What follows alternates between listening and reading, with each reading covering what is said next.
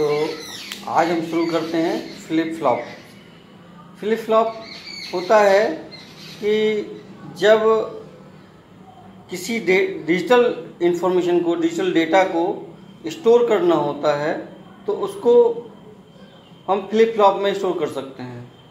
जैसा कि आप लोग जानते हैं कि रैम में हम डेटा स्टोर करते हैं, जो कि हम कंप्यूटर में रन टाइम पे यूज़ करते हैं। तो रैम की सबसे छोटी इकाई फ्लिप फ्लॉप है। फ्लिप फ्लॉप के बारे में हम आपको बताने जा रहे हैं। और ये फ्लिप फ्लॉप में 1 बिट स्टोर होता है, 1 बिट स्टोर होता है इसमें। तो फ्लिप फ्लॉप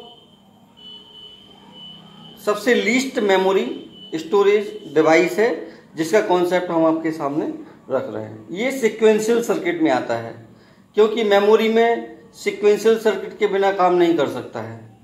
और कंप्यूटर में जितनी भी प्रोसेसिंग होती है सब में क्लॉक साइकिल की ज़रूरत होती है। तो अभी क्लॉक साइकिल की बात नहीं करेंगे, अभी हम बेसिक फ्लिप फ्लॉप के बारे में बताते हैं। तो सिंपल एक सर्किट बनाते हैं फ्लिप फ्लॉप का। सबसे पहले नैंड गेट यूज करके बनाते हैं।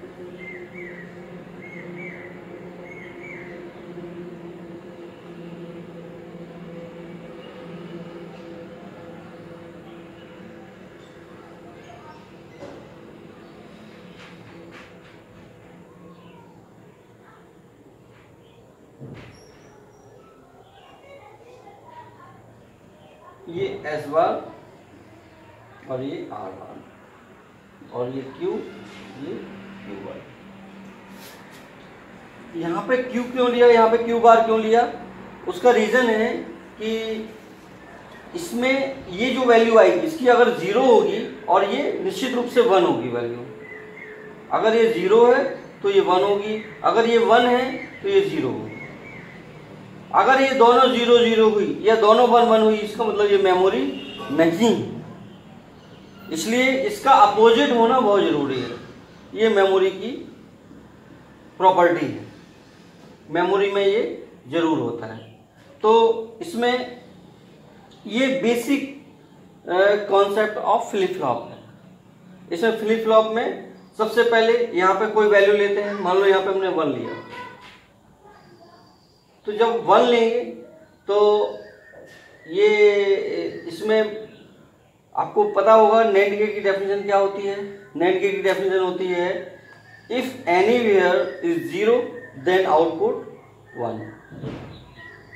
तो अब यहाँ तो 1 है, 0 तो है नहीं, तो फिर यहाँ से लेंगे। अब यहाँ पे अगर 1 है, 2 कंडीशन बनती है, या तो यहाँ पे 1 लेंगे या 0 लेंगे। मान लो यहाँ पे 1 लिया और ये 0 है इस समय, तो और ये मान लो 0 है, यहाँ 1 है, यहाँ 0 है, यहाँ 0 है, यहाँ 1 है। तो ये 1 यहाँ से यहाँ गया, ये 1, तो आउटपुट निश्चित रूप से 0 ही आएगा। और अगर ये 0 है, ये 0 यहाँ पे गया और ये 0 पहले से था, ये दोनों 0 1 हो गया।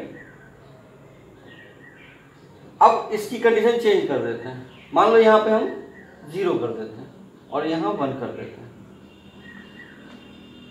अब देखते हैं क्या होता है। यहाँ 0 दिया तो ये 0 जैसे ही यहाँ पे आएगा तो इसको निश्चित रूप से 1 होना पड़ेगा, क्योंकि नैंड गेट की डेफिनेशन क्या होती है, anywhere is 0 then output is 1। अगर एक से अधिक इनपुट है नैंड गेट में और कहीं पर भी 0 आया तो आउटपुट 1 होना ही होना है, ये निश्चित रूप से होगा। तो ये 1 हो गया, ये 1 यहाँ से यहाँ गया, यानी ये 1 हो गया। और ये 1 पहले से था, 1 1 मिलके यहाँ पे क्या हो गया, 0 हो गया। तो इस तरह से अब अगर हम इसकी वैल्यू, इसकी खास बात ये है कि यहाँ पे 1 0 स्टेब्लिश हो गया। अब ये मेमोरी की तरह कैसे काम कर रहा है, मेमोरी की तरह काम कैसे करेगा, इसको समझने के लिए मान लो यहाँ पे हमने दे दिया 1,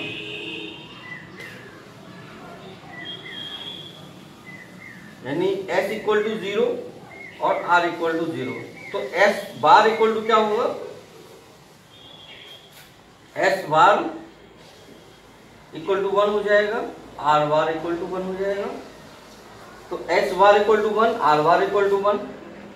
अब 1 is not effective value for NAND gate, NAND gate के लिए 1 इफेक्टिव वैल्यू नहीं है, तो निश्चित रूप से ये कहां से लेगा, आउटपुट से 0 लेगा। यहां से 0 आया, ये 0 की वजह से ये 1 होगा ही होगा, और ये 1 यहां से आएगा तो 1 1 मिलकर ये 0 हो जाएगा। इस तरह से हमने पहले जो वैल्यू दी थी वो इसमें स्टोर हो गई है, यानी ये मेमोरी की तरह काम कर रहा है। ये basic concept of flip flop है। अब इसमें टेबल देखते हैं, एस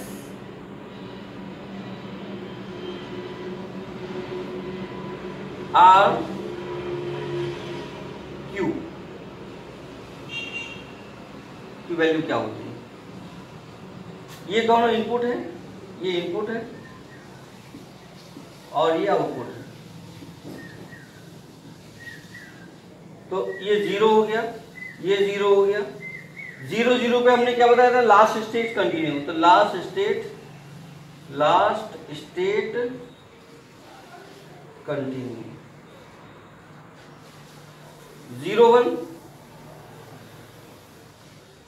अब देखिए इसमें वैल्यू अगर s बराबर 0 है तो s बार इक्वल टू 1 हो जाएगा, ये 0 हो जाएगा। अब ये 0 है तो ये निश्चित रूप से 1 हो जाएगा। ये 0 है, यहाँ पे 0 आया तो इसको 1 होना ही होना है, क्योंकि एनीवेयर इज 0 देन आउटपुट 1। अब ये 1 यहाँ पे गया तो 1 1 मिलके ये 0 हो गया, यानी Q की वैल्यू क्या आ गई, 0 आ गई। अब यहाँ पे मान लो 1 0 ले लें, 1 0 ले लें, तो S बार की वैल्यू क्या हो जाएगी, अगर S इक्वल टू 1 है तो S बार इक्वल टू क्या हो जाएगा, 0 हो जाएगा कि नहीं हो जाएगा। S इक्वल टू 1 है तो S बार इक्वल टू 0 हो जाएगा, क्योंकि S का अपोजिट S बार होगा ना। तो ये 0 हो गया, और R इक्वल टू 0 तो R बार इक्वल टू 1। अब देखें ये 0 यहाँ पे आया, ये पुरानी वैल्यू हटा देते हैं, पुरानी वैल्यू जो भी हो इससे मतलब नहीं। ये 0 यहाँ पे आया, इसकी वजह से ये निश्चित रूप से 1 हो जाएगा। इसको पुरानी वैल्यू हटा देते हैं, ये 1 हो गया। ये 1 यहाँ पे आया और ये 1 यहाँ पे आया, ये 1 यहाँ पे आया, ये यहाँ वाला 1 यहाँ पे आया, 1 1 मिलके ये 0 हो गया। तो आउटपुट क्या आएगा, Q इक्वल टू।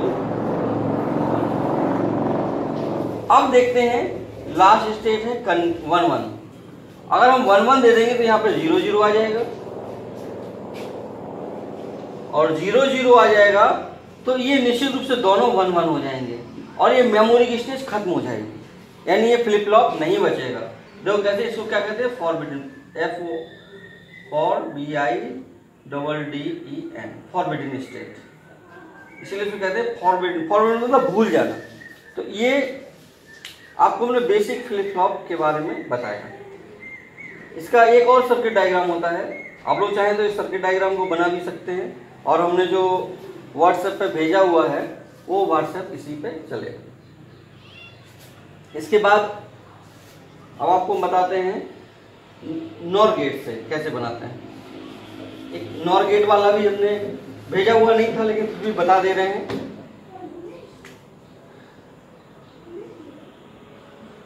ये नॉर गेट है, एक ये नॉर गेट है।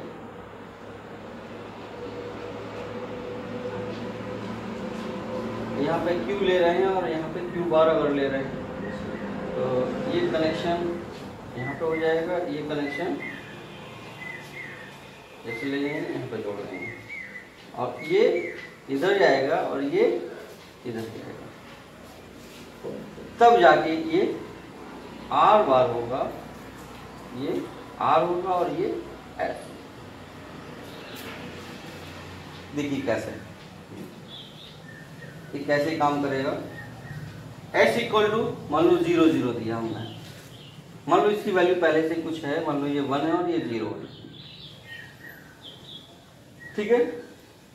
अब R S इक्वल टू यहाँ पे 0 दिया और यहाँ पे 0 दिया।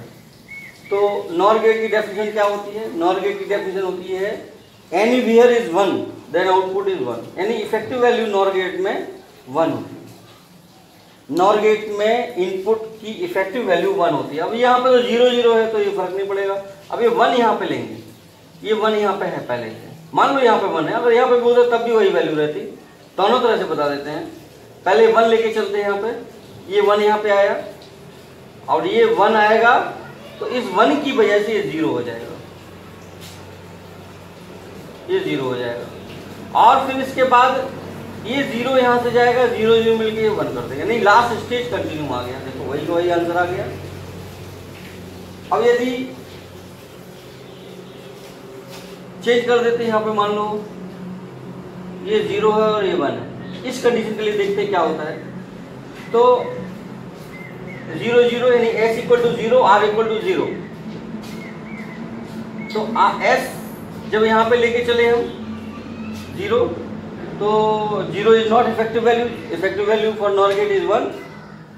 इफेक्टिव वैल्यू जब नॉर गेट के लिए 1 है तो यहीं से 1 लेना पड़ेगा हमको। तो ये 1 लिया यहाँ पे, तो ये 1 जब लेंगे तो ये 0 ही आएगा हर हाल में, कि नहीं आएगा, क्योंकि 1 is effective value for NOR gate. 1 is effective value for NOR gate for this driving force, मतलब इसकी 1 की वजह से ये 0 होना पड़ेगा इसको, और इस 0 की वजह से फिर यहाँ पे ये 0 आ जाएगा फीडबैक सिस्टम की वजह से, ये फीडबैक यहाँ पे, तो ये 0 0 की वजह से 1 आ जाएगा। तो last stage continue, last stage continue. इसके बाद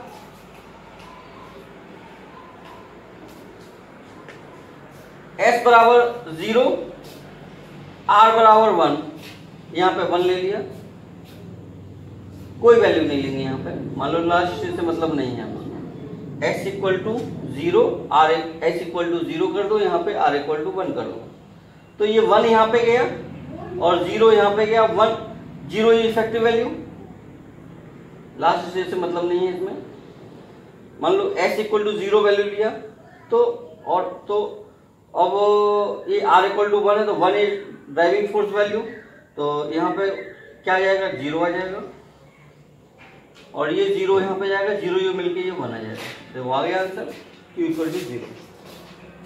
इसी तरह से s इक्वल टू 1 ले लें और r इक्वल टू 0 ले लें, तो ये यहाँ पे 0 जाएगा और यहाँ पे 1 जाएगा, बाकी वैल्यू से मतलब नहीं है, अभी हमको हटा देते हैं सारी वैल्यू। और इसमें ड्राइविंग फोर्स वैल्यू क्या है, 1 है।